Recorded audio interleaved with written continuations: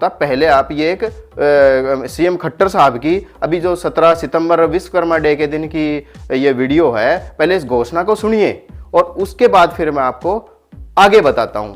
अभी श्रमिकों के परिवार में जो बेटियां हैं, जो कॉलेज में पढ़ती हैं, इनको स्कूटी देने के लिए और हमने प्रावधान किया है तो इलेक्ट्रिक स्कूटी ये हर एक बेटी जो कॉलेज में पढ़ती है जो स्कूटी है उस देने का स्थायी प्रावधान हमने किया है। 50,000 रुपया उस स्कूटी को खरीदने के लिए तय किया है। 50,000 रुपया हर एक श्रमिक को, एक बेटी के लिए, कॉलेज में पढ़ने वाली बेटी के लिए वो आपको मिलेगा। हमारे जो श्रमिक साइकिल खरीद करके इस योजना का लाभ उठाते थे उसमें 3,000 रुपया पहले मिलता था। आपने सुना और सुनिए थोड़ा आगे जो दिया जाएगा साइकिल के लिए वो 3,000 की बजाय 5,000 रुपया राशि उस साइकिल के लिए दिया जाएगा।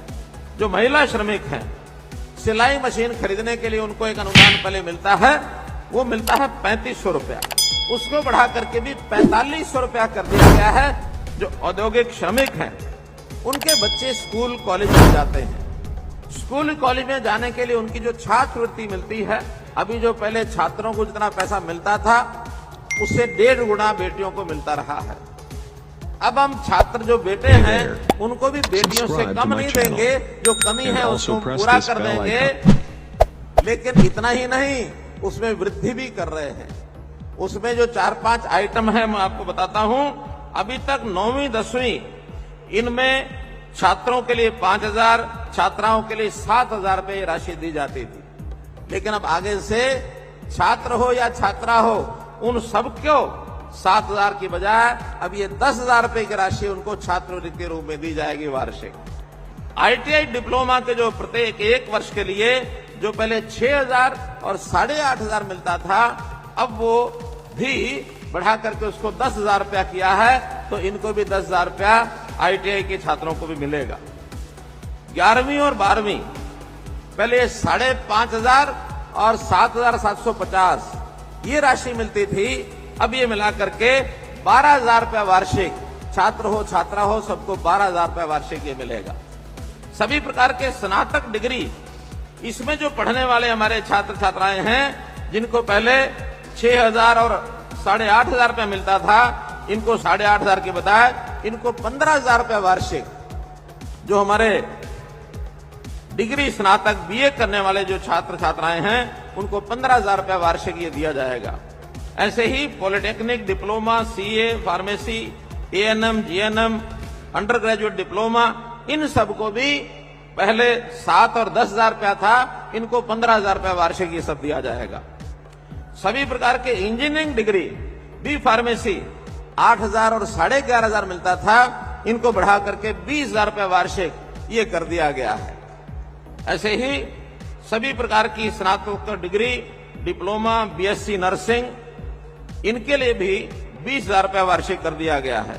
सभी प्रकार के medical degree MBBS, BDS, BAMS, इनके लिए 21,000 रुपया वार्षिक ये सब कर दिया गया है। तो इस प्रकार से इन सब की छात्रवृत्ति में पर्याप्त जो बढ़ावा है वो हमने किया है।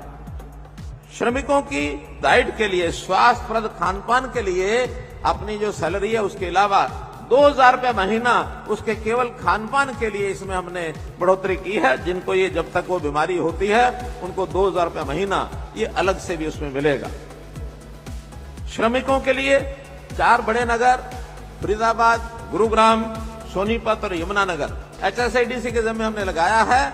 वो इन सब स्थानों पर जो आवासीय मकान है, अस्थायी जिनको रहना होता है, उनके लिए पहले चरण में, मैं पहला चरण कह रहा हूं, आगे और बढ़ाएंगे, पहले चरण में इन चारों शहरों में 500 फ्लैट यानी कुल 2,000 फ्लैट इस वर्ष में तैयार कर दिए जाएंगे। जो ऐसे जो अस्थायी कर्मचारी जो कभी कभी कहीं कहीं नौकरी करते बाहर चले जाते हैं, जिनको किराए के लिए आवश्यकता होती जगह की, उनको ये 2,000 जो फ्लैट हैं इनका निर्माण किया जाएगा। अब देखो खट्टर साहब ने इसमें कितनी बातें हमें बताई हैं, आपने सुना। पहली बात उन्होंने हमें ये बताई है कि जितने भी मेरे श्रमिक भाई हैं, बहनें हैं, माताएं हैं, उनके जो बच्चे पढ़ते हैं उनको एक स्कूटी देने की बात कही है। स्कूटी देने की बात कही है। आपने अपने मन में सोच लिया हमें तो पता ही नहीं जी स्कूटी किसको मिलेगी किसको नहीं, ये इसके लिए टर्म्स कंडीशन क्या है। यही तो बात मैं आपको समझाना चाहता हूँ। दूसरी बात उन्होंने बताई है कि जो श्रमिक, जो मजदूर, जो लेबर, श्रमिक का मतलब मजदूर, लेबर, प्राइवेट नौकरी करने वाले, ये सब है उसमें। अब श्रमिक सुन करके, श्रमिक शब्द सुन करके एकदम से क्या सोचते हो भाई, ये तो कोई बस ऐसे चिनाई मजदूरी करने वाले हैं? नहीं, ये सब लोग वो हैं जो किसी भी फैक्ट्री के अंदर काम करते हैं, किसी भी प्राइवेट स्कूल में काम करते हैं, किसी भी शिक्षण संस्थान में काम करते हैं, किसी भी यूनिवर्सिटी में प्राइवेट काम करते हैं, या किसी ठेकेदार के पास काम करते हैं। ठेकेदार कंपनी से सैलरी लेता है पूरे सबकी और अपने खाते से उनको रजिस्टर करके और फिर उनके खाते में ट्रांसफ़र करता है। ऐसे बहुत सारे हैं। ये सब उनके लिए है ताकि वो अपने काम पे, अपनी नौकरी पे साइकिल से जा सके। इससे हमारा पोल्यूशन भी बचेगा और एक श्रमिक है जो उसका खर्चा भी बचेगा। वो अपनी साइकिल पे 2 आदमी आराम से जा सकते हैं। अलग अलग साइकिल ले लो। आज के टाइम में तो सरकार भी कहती है कि भाई साइकिल चलाओ, शरीर के लिए भी ठीक है। दूसरा, उन्होंने माताओं बहनों के लिए ये बोला है कि सिलाई मशीन, अब देखो कितनी अच्छी बात है, घर में सिलाई मशीन की जरूरत तो माताओं बहनों को पड़ती है ना, तो उन्होंने सिलाई मशीन के लिए भी बोला है कि अब सिलाई मशीन माताओं बहनों को मिलेगी मतलब पैसे मिलेंगे, आप खरीद के ले आओ, कोई दिक्कत नहीं है। दूसरी बात उन्होंने ये भी बोला है कि जो हमारे मजदूर भाई हैं, जो हमारे लेबर हैं, जो हमारी माताएं बहनें, उनके जो बच्चे यानी श्रमिक, उनके जो बच्चे स्कूल में, कॉलेज में पढ़ते हैं, डिग्री करते हैं, उनके लिए देखो उन्होंने कितने पैसे की घोषणा बताई है। कितने, यही तो मैं आपको समझाना चाहता हूं कि ये पैसे मिलते हैं। आप लेने के लिए, आप लेने वाले बनो इनको। लेंगे कैसे वो मैं बताऊंगा आपको। उसके अलावा उन्होंने ये बताई जो श्रमिक मजदूर जो यहाँ पर आकर रहते हैं। अब दूसरी बात, एक बात और मुझे याद आई, कुछ लोग यहाँ पर कंफ्यूज है, भाई ये स्कीम तो मतलब हरियाणा वालों के लिए नहीं। भाई हरियाणा वालों के लिए नहीं है, सबके लिए है। हरियाणा वाले भी आ गए इसमें।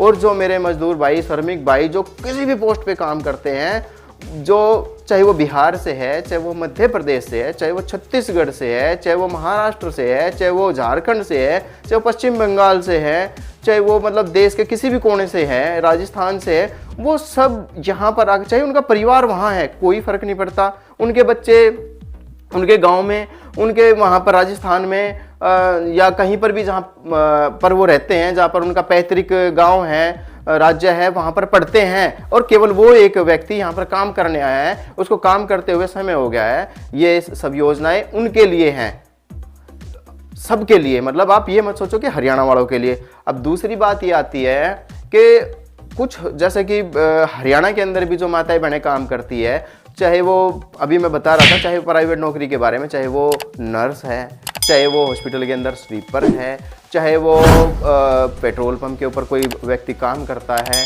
चाहे वो फैक्ट्री के अंदर कोई भी काम करता है। मैंने बस एक ही बात बताई है कि आप सब जो भी इस वीडियो को देख रहा है, वो सब हैं जिनकी सैलरी उनके अकाउंट में मिलती है।